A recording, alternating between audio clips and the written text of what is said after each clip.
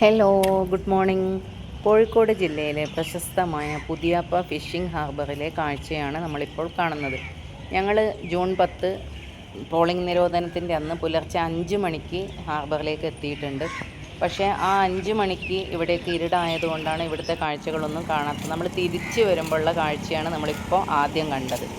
ഇനി നമ്മൾ ഹാർബറിൻ്റെ അകത്തേക്ക് കയറിയിട്ട് അവിടെയുള്ള കാഴ്ചകളാണ് ഇനി നമ്മൾ കാണാൻ പോകുന്നത്.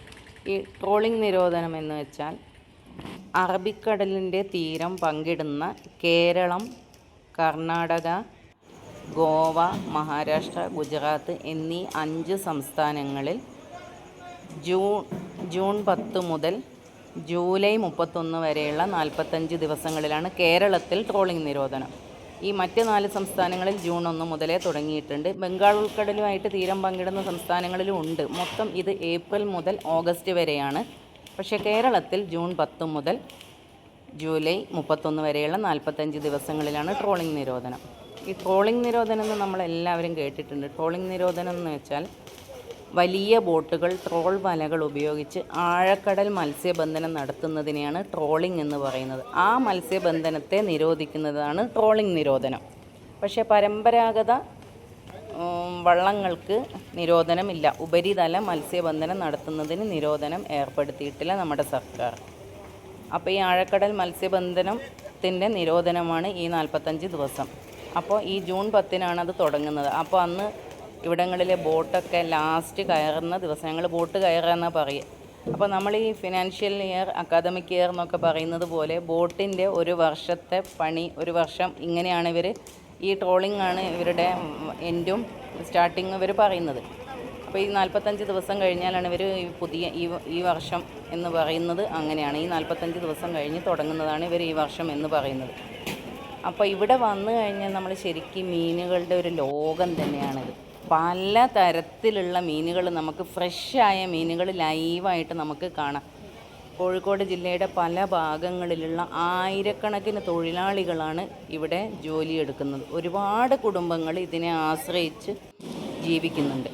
ഇവിടെ ഒരു 100ഓളം വലിയ ചൈന ബോട്ടുകളും 200ഓളം ചെറിയ ബോട്ടുകളുമുണ്ട്. മിക്ക ബോട്ടുകളും ഈ പ്രദേശത്തുകാരുടെ തന്നെയാണ്. പക്ഷേ ഇവിടെ ഉപജീവനത്തിന് വേണ്ടി വരുന്നത് പല പല ദേശങ്ങളിലെ ആളുകളും നമ്മുടെ ഒരുപാട് അതിഥി തൊഴിലാളികളും ഇന്നിവിടെ ഒരുപാട് അതിഥി തൊഴിലാളികളും ഇന്നിവിടെ ഉപജീവനത്തിനായി വന്നിട്ടുണ്ട്. ഒരുപാട് നാളുകളായി അവരിവിടെ ഉപജീവനം നടത്തുന്നു. അപ്പോൾ നമുക്കിവിടെ വന്നു കഴിഞ്ഞാൽ പല കാഴ്ചകൾ കാണാം. മീൻ ബോട്ടിൽ നിന്ന് കൊണ്ടുവന്നിട്ട് ഈ കൗണ്ടർ ടോപ്പുകളിൽ മീൻ ഇവിടെ ഇങ്ങനെ ഇട്ട് കഴിഞ്ഞിട്ട് ഈ കമ്പനികളിലേക്ക് എക്സ്പോർട്ട് ചെയ്യുന്ന മീനുകൾ ഇവിടെ നിന്നാണ് ഈ ചെമ്മീൻ പോലുള്ളവ തരംതിരിക്കുന്നത്. എന്നിട്ട് ഇവിടെ ഒരുപാട് വണ്ടികൾ ഈ ബോക്സുകളിലൊക്കെ ഐസ് ചെയ്ത് പാക്ക് ചെയ്ത് വണ്ടികളിൽ കയറ്റിയിട്ടാണ് പല പല മാർക്കറ്റുകളിലേക്കും കമ്പനികളിലേക്കും ഇവിടുന്ന് തന്നെയാണ് പോകുന്നത്. അപ്പോൾ ഒരുപാട് ആളുകൾ, വെറും ആളുകളല്ല, ഡെഡിക്കേറ്റഡ് ആയിട്ടുള്ള ഒരുപാട് ആളുകളെ നമുക്ക് കാണാം. കാരണം മീനാണ് അവരുടെ ലോകം, അവരുടെ ജീവിതവും മീൻ തന്നെയാണ്. അവരല്ല, ഞങ്ങളും ഇതിനെ ആശ്രയിച്ച് ജീവിക്കുന്ന ആളുകളാണ്. അപ്പോൾ നമ്മൾ അതിനോട് അത്രയും ഡെഡിക്കേറ്റഡ് ആയിക്കഴിഞ്ഞാൽ നമ്മൾ ഏതൊരു ബിസിനസ്സും അങ്ങനെ തന്നെയാണല്ലോ. നമ്മൾ എത്രത്തോളം അതിനോട് ഡെഡിക്കേറ്റഡ് ആവുന്നു അത്രത്തോളം അത് വിജയിക്കുള്ളൂ. അതുപോലെ തന്നെയാണ് പിന്നെ മീനാവുന്ന സമയത്ത് മറ്റ് ബിസിനസ് പോലെയൊന്നുമല്ലല്ലോ. ഇത് കറക്റ്റായിട്ട് പാക്കിങ്ങും ഐസിങ്ങും ഒന്നും നടന്നില്ലെങ്കിൽ ഇത് എന്താ പറയുക, എല്ലാവർക്കും അറിയാലോ, ചെയ്യാനും കേടുവരാനുള്ള ചാൻസസ് കൂടുതലാണല്ലോ. അപ്പോൾ നമ്മളിവിടെ കണ്ട കാഴ്ചകൾ നിങ്ങളുമായിട്ട് ഷെയർ ചെയ്തിട്ടുണ്ട്. അപ്പോൾ ഇത് കഴിഞ്ഞ് ട്രോളിംഗ് നിരോധനം കഴിഞ്ഞ് ജൂലൈ 31 ബോട്ടുകളൊക്കെ വീണ്ടും മീൻ പിടിക്കാൻ പോകുന്ന കാഴ്ച നമ്മളൊന്ന് കാണേണ്ടത് തന്നെയാണ്.